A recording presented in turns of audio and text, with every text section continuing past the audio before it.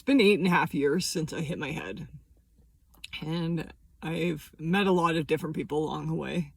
What I've really learned about head injuries and invisible disabilities is not everyone believes you, which is kind of crazy because you see all these medical professionals, you led this one life before, and then all of a sudden you're leading a completely different life and you're just trying to get back to some sort of middle ground. And a lot of people just think you're faking. I think sometimes that's one of the hardest parts of dealing with this disability, is that you're genuinely living and trying your hardest, and people think that you're not trying hard enough and that you just need to dust yourself off and you need to just try harder. Like, I say this time and time again, and it's backed up by multiple neurologists and multiple therapists and a lot of people that focus on brain injury. And they all support the whole, I can't sustain work. And like, I don't understand why we live in a world where I should feel less than, and I should feel like I'm being punished. And I am being punished. I'm fighting for 85% of minimum wage from 2014.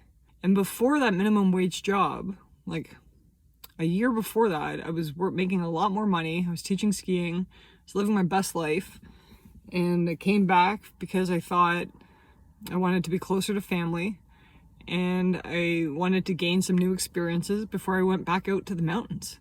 And that didn't happen. I didn't end up getting back out into the mountains until this trip 9 months later. I used to work out and do CrossFit before my shift that would start at 7. Like, I'd be in the gym at 5 o'clock in the morning and 6 o'clock in the morning. And I would have a crazy hard workout, and then I would work a full day, and then I would do stuff I had so much life outside of my job before I hurt myself. And now I'm like just barely hanging on to a fraction of what I was living before I hurt myself. And to hear that there's people that just don't believe me, it hurts. Some people I thought really knew and understood me are now in a position where they judge me for what I'm doing and trying to live a life. And like, I have said this so many times, but brain injuries are like fingerprints and snowflakes. Each one's unique to itself. And we need to stop governing people's lives when we don't understand what they're going through. I used to think people were milking the system and that they were working the system and they just didn't want to work and blah, blah, blah. And when you talk to other disabled people that can't sustain work anymore, not working is one of the hardest things, because that's one of the things that joins us all in society.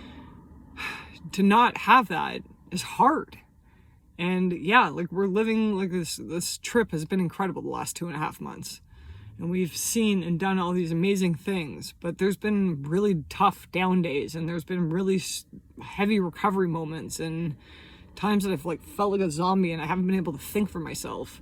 And, you know, passed out at 8 o'clock is not normal for people that are our age going on a trip. We met up with one of Steve's family members yesterday, and we had an epic meal, and we were chatting and pretty gregarious attitudes. And on the outside, people could see that and be like, hey, like, they're not brain injured. Look how good of a time they're having. And they're talking and engaging. Our drive home was quite difficult. And when we got back to the hotel room, we both were like fried. Our brains were fried. And if I won the lottery and I was living this life, people would believe me more, because I was more financially secure instead of like trying to get the insurance disability that I am definitely owed and put a lot of money into. And I put a lot of money into therapy that I'm like just never going to get back because workers' comp sucks. There's so many little things that people don't take into account, and they don't understand just how difficult it is to navigate this life. So if I'm doing a hike, I'm out for a meal, I'm celebrating life with people, know that like I've done a lot to prepare for that, and there's going to be a lot of recovery after that. And just because you see something doesn't mean that I'm not struggling.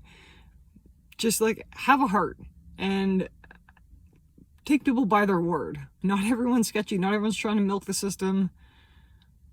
Some of us are just really genuinely hurt, and we're just trying our best, and we want to live a long life and a happy one and a full one. And we can't do that if we're being relegated into poverty and being told that we need to try harder.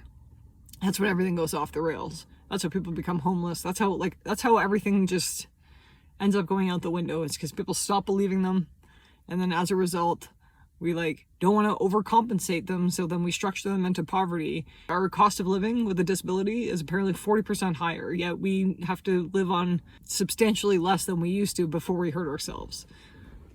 It's ridiculous. So please don't judge people based on what you see and what the activities are, because you have no idea what's going on. Have a heart. Stop judging people based on what you see, because there's so much more than what you see on the surface.